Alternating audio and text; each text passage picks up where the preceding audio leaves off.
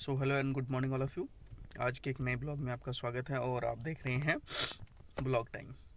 तो आज फिर एक यूट्यूब से रिलेटेड कुछ चीज़ें मैं आपसे डिस्कस करने वाला हूं, जिसमें कि हम ये जानेंगे और समझेंगे कि हमें अपने ऑडियंस को या कैसे संभालना है और हमें अपने ऑडियंस जो है उसको कैसे एक बेनिफिशियल कह सकते हैं पॉइंट में कन्वर्ट करें। बीइंग ए यूट्यूबर हम क्या सोचते हैं, सिर्फ कि हमें फॉलोअर्स मिल जाए, नंबर्स के बारे में सोचते हैं हमेशा कि हमें नंबर्स ज़्यादा से ज़्यादा मिल जाएं। और वो अच्छी बात भी है, सोचना चाहिए, क्योंकि कुछ क्राइटेरिया है, जैसे कि यूट्यूब का 1000 होने के बाद ही आप मोनेटाइजेशन की तरफ जा सकते हैं, या 1 लाख होने के बाद ही आपको सिल्वर प्ले बटन मिलेगा, 1 मिलियन होने के बाद ही आपको गोल्डन प्ले बटन मिलेगा। तो ये एक क्राइटेरिया है, वो अच्छा है। बट कहीं ना कहीं आपने ये बहुत अच्छे से देखा होगा कि बहुत सारे ऐसे यूट्यूबर हैं जिनको स्पॉन्सर्स मिल जाते हैं और जो बहुत हाई पे भी करते हैं। मतलब जो आप यूट्यूब से मिलता है उससे तो कई लाख गुना ज़्यादा अमाउंट वो पे करने को रेडी होते हैं, लेकिन कई बार उनके ऑडियंस बहुत कम होते हैं, उसके बावजूद उनको इतने ज़्यादा कैसे पे मिल पाता है। और बहुत सारे ऐसे भी लोग हैं जिनके शायद ऑडियंस बहुत कम है, ऑडियंस ज़्यादा है, लेकिन उनको स्पॉन्सर्स नहीं मिल पाते हैं उतने। जैसे कि आपने सौरभ जोशी का नाम सुना होगा, ब्लॉग्स भी देखे होंगे एक, या आप फॉलोवर भी होंगे, बट उनको बहुत ज़्यादा स्पॉन्सर्स नहीं मिल पा रहे हैं। उसका रीज़न क्या है, उस बात को समझना बहुत ज़रूरी है कि उन्हें स्पॉन्सर्स क्यों नहीं इतने मिल पा रहे हैं। मिलने को मिल सकते हैं या बहुत कम मिल रहे हैं, क्योंकि मैं बहुत ज़्यादा फॉलो नहीं करता हूँ, तो अगर मिल भी रहे हैं तो कम मिल रहे हैं। बाकी जो कुछ टेक चैनल्स वाले हैं या दूसरे लोग हैं, उनको बहुत ज़्यादा क्यों मिल रहे हैं, वो भी एक सोचने की बात है। या उनको सही ऑडियंस, इतने ऑडियंस होने के बाद भी क्यों नहीं मिल रहे हैं। तो आपको जो कंटेंट बनाना है वो ये ध्यान में रख के बनाना है। अगर आप हिंदी में बना रहे हैं तो कि वो कंटेंट कौन देखेगा, किस तरह के लोग देखेंगे।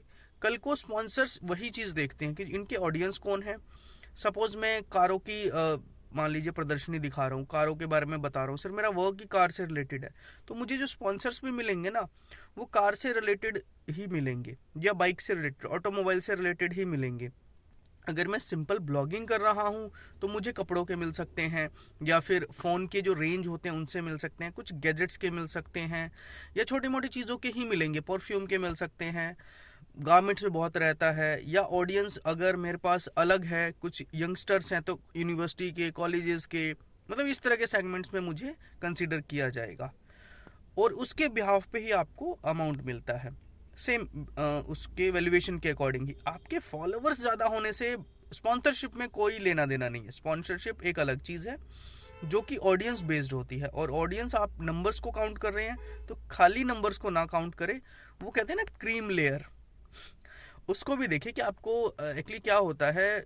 जब सपोज मुझे ही किसी को स्पॉन्सरशिप देना है तो मैं कहीं ना कहीं ये ज़रूर रखूँगा कि वो किस तरह से दिया जा रहा है। जैसे कि टियर 1, टियर 2, टियर 3 इस तरह से काउंट किया जाता है। मेट्रो सिटीज़ के लिए जो मान लीजिए कोई नोएडा में या दिल्ली में बैठा है तो उसकी ऑडियंस दिल्ली से रिलेटेड है, ठीक है, शायद कंटेंट सेम बन रहा है बट उसकी ऑडियंस बड़ी खर्चीली है जो वहाँ पर पे कर रही है। वहाँ पे आपको पब के भी आपको मिल सकते हैं, रेस्टोरेंट के भी आपको एडवर्टाइजमेंट मिल सकते हैं, या स्पॉन्सरशिप मिल सकते हैं, एप्लीकेशंस के मिल सकते हैं। आपने ज़्यादातर देखा होगा जो स्पॉन्सर्स हैं वो कुछ भी करते हैं, मतलब यूट्यूबर्स कुछ भी करते हैं, उन्हें खुद नहीं पता होता है। जैसे कि गेम से रिलेटेड जितनी एप्लीकेशंस होती हैं उन सबको वो पब्लिश कर देते हैं कि आप ये ज्वाइन कीजिए, क्योंकि उनको जो मिल रहा है वही मिल रहा है। तो वो ना मिलने से तो बेटर है कि कुछ ना कुछ कर ही लें, अपनी ऑडियंस को कुछ तो दिखा दें। बट वो ऑडियंस को एक्चुअली भुगतना पड़ता है।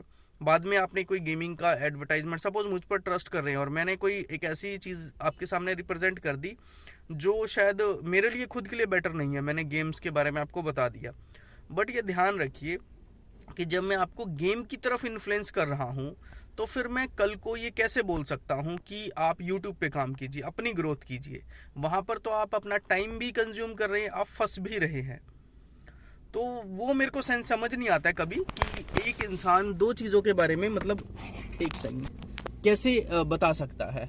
वो कोई थोड़ी सी प्रॉब्लम रहती है, वो समझना ज़रूरी है। तो आप जब आप वीडियो बनाना शुरू कर रहे हैं या शुरू कर चुके हैं, धीरे धीरे आपको वीडियो बनाना आ गया है, वॉइस के बारे में पता लग गया है, कंटेंट के बारे में पता लग गया कि मुझे कैसा कंटेंट बनाना है, तो उस केस में कम से कम ये ज़रूर रखा कीजिए कि आप जो ऑडियंस आपके साथ जुड़ रही है वो एक ट्रस्ट के साथ जुड़ती है।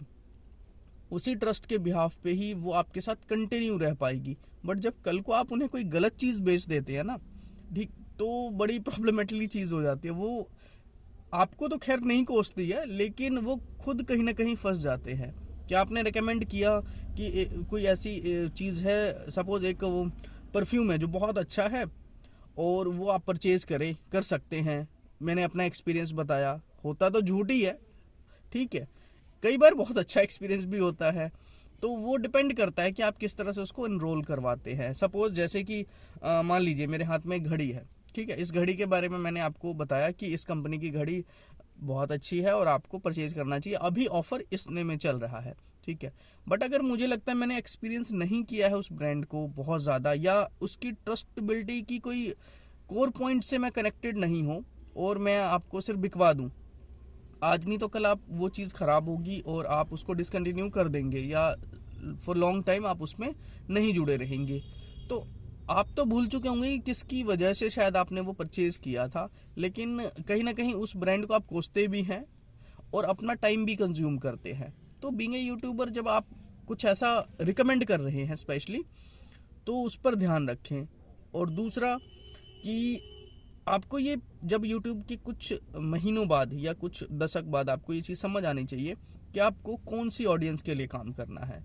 देखिए, हमें ना पूरी ऑडियंस नहीं चाहिए होती है, मुझे पूरी ऑडियंस नहीं चाहिए, मेरे को टियर 3 में रहना है या 2 में रहना है।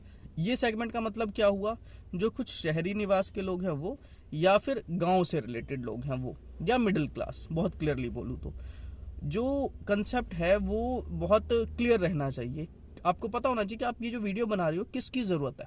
अभी मैं वीडियो बना रहा हूँ तो देखिए, कोई BMW में चलने वाला तो मेरी वीडियो नहीं देख रहा होगा, वो वो क्लियर है। या बहुत बिजी शेड्यूल में कोई फैक्ट्री ऑनर है वो देख रहा होगा, वो भी नहीं देख रहा होगा। वो देखते हैं, अपने काम की देखते हैं। अब जैसे मैंने BMW कहा, तो BMW को नई जो कंपनीज आ रही हैं उनके बारे में देखेगा, जो फैक्ट्री ऑनर है वो नए प्रोडक्ट के बारे में देखेगा, या मैन्युफैक्चरिंग यूनिट्स के बारे में देखना चाहेगा, कहाँ फेयर लग रहा है बड़ा, कहाँ उसका बेनिफिट हो सकता है, उसको देखेगा। तो इस तरह से वीडियो सब देखते हैं, डिपेंड ये करता है कि उनकी रिक्वायरमेंट क्या है। तो आप अपनी रिक्वायरमेंट के हिसाब से वीडियो देख रहे हैं, इसी तरह लोग भी अपनी रिक्वायरमेंट के हिसाब से वीडियो देख रहे हैं। और मुझे इस चीज़ में कंफर्टेबल महसूस करना ज़्यादा ज़रूरी है और जानना ज़रूरी है मेरे लिए कि मैं किस वीडियो को बनाने के लिए ज़्यादा कंफर्टेबल हूँ फॉर लॉन्ग टाइम। तो लॉन्ग टाइम के लिए मुझे लगता है blogging is good for me. मैं ज़्यादा टाइम ब्लॉगिंग में रह सकता हूँ, मतलब अपने विचार, या कहीं मैं घूमने गया हूँ, कुछ नई जगह गया हूँ, कुछ एक्सप्लोर करना है, अपना एक एक्सपीरियंस है, तो वो शेयर करना मेरे लिए थोड़ा ज़्यादा आसान हो जाता है, बजाय कि मैं एक स्टडी पूरा करूँ और उसके बाद उस पर रिव्यू दूँ, वो मुश्किल हो जाएगा मेरे लिए। और मैं वही ऑडियंस भी चाहता हूँ जो जस्ट अपना ग्रो करना चाह रही है, एक इंडिविजुअल, एक एसोसिएशन का नहीं, एक इंडिविजुअल ग्रो करना चाह रही है। तो उस पॉइंट ऑफ व्यू से, तो जब हम यूट्यूब बनाएं तो हमें क्लियर हो कि हमें किस ऑडियंस के लिए बनाना है, वो मेल के लिए बनाना है, फीमेल के लिए बनाना है, या फिर उसमें भी एज कैटेगरी आएगी कि वो एज कैटेगरी क्या होनी चाहिए। सपोज छोटे बच्चों के लिए बहुत सारे वीडियोस बनते हैं, गेम्स के या आर्ट एंड क्राफ्ट के कह सकते हैं, म्यूजिकल चीज़ें बनती हैं। तो आपको क्लियर हो कि आप किस ऑडियंस के लिए वर्क कर रहे हो। समटाइम हमें क्लैरिटी नहीं होती है, बहुत टाइम के बाद हमें समझ आता है कि हमें स्पॉन्सरशिप क्यों नहीं मिल रही है। रीज़न कि हम जो वीडियो बना रहे हैं सेगमेंट, वो किस सेगमेंट में जा रहा है वो हमें खुद नहीं पता होता है। तो वो आपको टाइमली पता होना चाहिए, क्लियर होना चाहिए, और वही आपके लिए ज़्यादा बेटर रहेगा। चलिए इस वीडियो को यहीं ख़त्म करते हैं। अगर आप ब्लॉग टाइम पर नए हैं तो इसको सब्सक्राइब करें ताकि और भी जानकारी आप हासिल कर सकें। Thank you for watching.